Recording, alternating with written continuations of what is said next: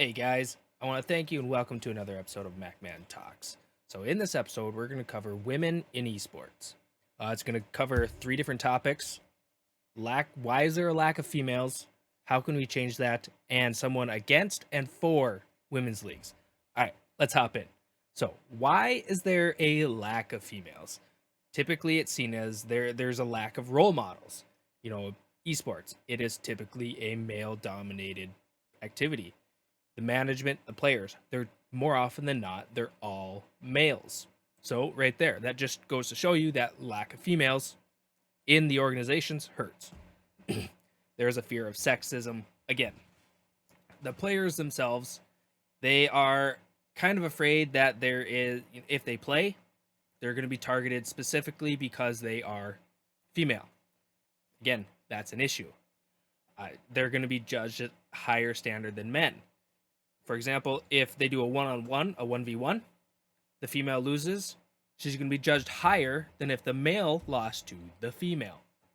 Right there, you're going to go ahead, you're going to see that. And then judge based upon the roles in the game. Typically, and I don't say this with a faint of heart, but anything I've read, the females tend to pick a support role.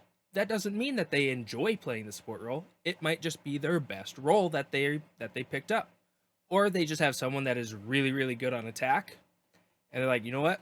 I'll pick on support you, make everything better. Gender-specific socialization. What that means is when women are younger, they're always told video games are for boys. So from there, they're like, oh, well, my mom or my dad always says girls shouldn't play video games, so I'm not going to. Well, that's not necessarily true, considering that almost 50% of the women or gamers are women in the United States. And I actually have a statistic for that later on. Again, and it's still viewed as a lack of interest for the women. And lastly, women are not targeted by the gaming industry. They're targeted to heterosexual young men or adults. Video games. I'm a male. I've been playing video games since I could play Pokemon Yellow when I was like 6 years old. So ultimately, I've been playing video games for that long. How can we change that now? We need better role models, more role models that are willing to stand out, stick up, and fight for women in esports. The reason why there aren't as many role models is it's really not seen as a possibility. But if more women get into the esports, they will see it. You got to show that it can be done. Association work. They need to show more women in the organizations and clubs. They need to show more women in the management, the recruitment, and players. All three of those will equal more women wanting to join that organization or potentially being scouted by that organization. Breaking down stereotypes. You just gotta get rid of the stereotype that video games aren't for girls. Because they are. They are definitely ready for girls. You got to promote that learning style approach that women can be able to play games and learn at the same rate that men do. And there needs to be a support for women's leagues. Use social media, your Facebook, Twitter, Discord. There's all kinds of things like that out there. Percentages. And this I actually got from a case study that I will drop in the link below. So if you think I'm making this shit up, I'm not. I will drop it in these links below. Women make up 41% of all gamers in the US. 41%. That is close to 50, but of course it's not quite there. So, like when I said 50% earlier, it's pretty close. Case study in 2015 from Sage Journal showed that skills accrue at the same rate as men in games like League of Legends, Dota, Overwatch, games like that, which, in my opinion, that's awesome. I would say more often than not, if I were to play a girl in Rainbow Six Siege, I'd probably get smoked because I'm just not as good as I used to be at the game. The game itself has, to me, lost interest. But even when I played pretty hard, I got my butt whooped by women. And then another point in the case study showed that gender roles typically deter from first-person shooter games. They go on to say that women are less likely to choose first-person shooters. They're more likely to choose the League of Legends side, the Dota side, Overwatch side, but I understand that is kind of FPS, but it's also tactical at the same time. Amanda Coate, assistant professor of media studies and game studies at the University of Oregon, says gender norms associate competition or computing and technology with masculinity. She goes on to say that the industry has a long history of manufacturing video games to appeal to men and stereotypically masculine interests, specifically within the first person shooter genre. For example, you look at Fortnite or Call of Duty or anything like that. You know, typically you got your curvy females, which typically, more often than not, appeal to the masculine men. But that's not the case anymore. Women are getting into these activities, these esports, because they enjoy the game. They enjoy playing and they're good at it. That's the biggest thing, is they're good at it, but they don't have the support to break into the esports scene. So again, we got to get women in, just for the simple fact is it is hard, but it can be done. And I got some statistics for women. Women make up 7% of all FPS players. And again, 4% of all tactical shooter games. So they're really, really small amount of women playing those games. So that goes to show you that women do play these games, but there's not a large amount. The women tend to migrate towards games that aren't seen as competitive. Females who do go towards competitive games are seen as out of the norm. They may face direct harassment and more subtle forms of exclusion. What that means is, even if they play those games, they're more likely going to be targeted by their own team or the other team and just completely excluded from anything with it that involves the game. So right there, they're not being taken seriously enough. Another quote from the study is, women are treated differently during games with mics. When people realize that you're a female who's gaming, you gain a lot of unwanted attention, a lot of unwarranted attention. The people tend to focus more on you being female and not what you have to offer in game. Again, they're being excluded because they're literally a female.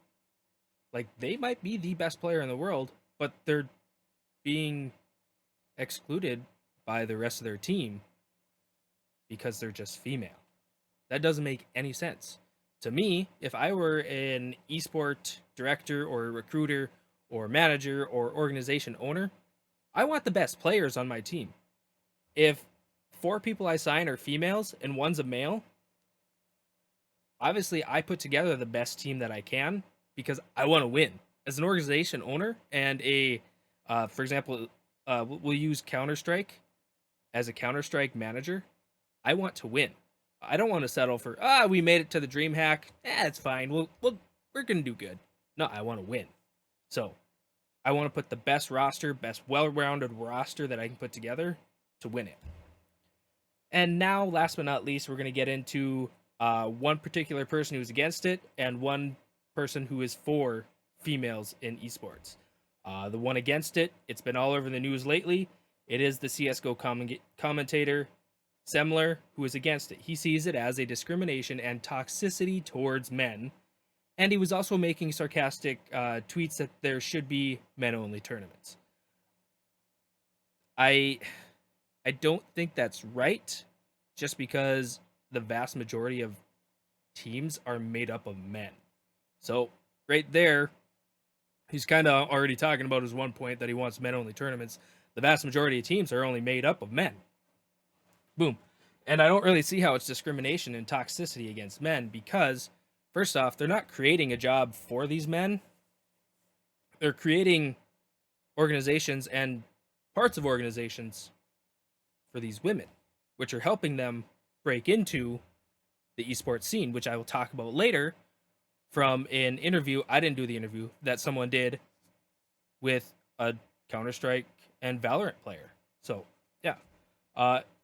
He has stated, and I quote, "If the goal is to get more women to compete with men, isn't having a league with free money only for women actively working against that goal? Why compete with the men at all if you get a guaranteed payday in a far less competitive environment? If the goal is to have a women's league and that be the end goal, then this is a great initiative and I fully endorse it. So he's saying that because there's a women's only league, they're all going to get paid.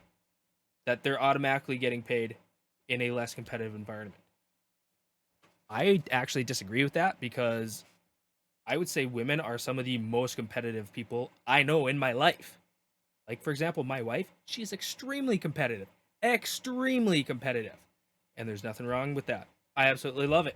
It's actually one of the things I love about her. He has argued that ignoring other women and not advocating for them is the way it should be, which goes into him saying he doesn't believe that there should be role models. Which is kind of dumb because if you think about it, as a young male, if I'd have known that there was an esports scene when I was in high school, I may have potentially pursued that because I would have looked up to X player on X team. But I didn't because I didn't know that you could play video games for a living.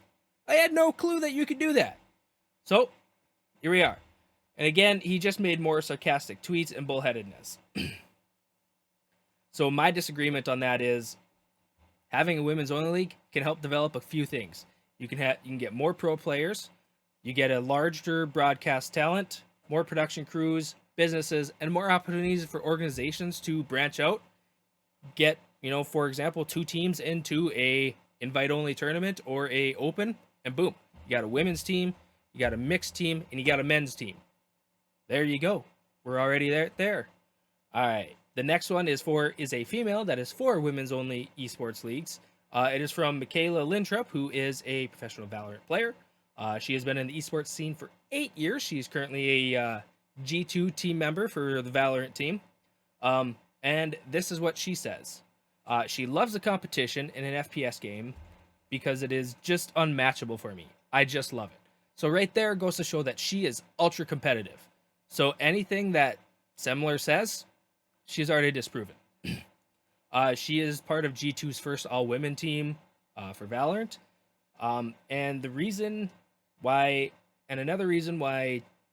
esports is growing is in 2020 alone. This is a study or a statistic. The number of women esports viewers in the US jumped from 23% to 36%. According to Interpret, a move largely driven by the increased visibility of women competing at the professional level and industry efforts to make esports scenes more inclusive. Right there, going to show that more women are getting into the esports scene, and they're actually caring more. So, because there's more role models for them to look at, more people to, hey, I like the way she plays. I'm going to watch her.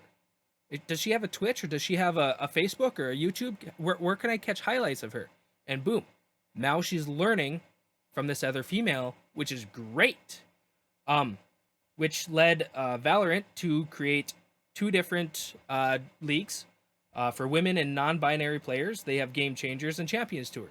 Game Changers is for women and non-binary platform to help them get noticed. The Champions Tour is a 3-tournament all-women's series set across multiple regions. In Valorant, they did or are expanding to League of Legends. I don't remember. I didn't exactly look that up. And Riot wanted to create mixed teams, but unfortunately they received pushback because it went against the spirit of all women's teams. That's kind of an issue I have just because I think that all women's teams are great, but I think they need to start getting mixed because as an employer and a organization manager, you want to field the best team possible because you want to win, right? Because your team's winning equals more money for you and more money for them. So ultimately, it's all a business move, and I totally respect that. And again, guys, I want to thank you guys for stopping by. If you liked what you saw, please hit the subscribe and like button. That way I can be seen by you and your friends. And again, if you want to see more, comment down below what you'd like to see, and I will try and do my best to see what I can do.